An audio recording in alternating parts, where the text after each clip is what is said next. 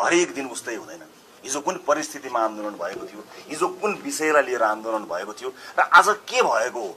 हिजो सरकारको विरोधमा भएको, सरकारले गरेको सामाजिक सञ्जाल समेत नागरिकको अभिव्यक्ति स्वतन्त्रता समेतलाई गरेको र अन्य विभिन्न कारणले भएको आन्दोलन र आज भएको आन्दोलन, हिजो भएका परिस्थिति र आज भएको परिस्थिति उस्तै चाहिँ होइन हो।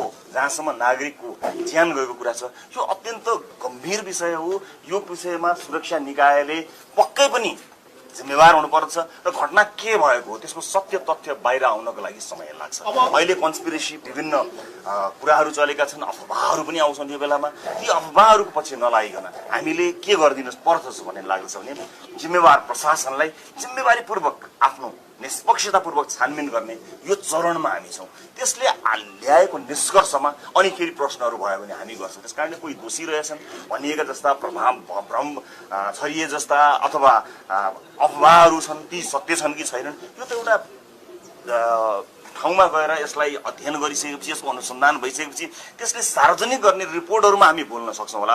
अहिले मेरो विचारमा अलिकति छिटो हुन्छ, अलि अर्ली हुन्छ कि जस्तो लाग्छ।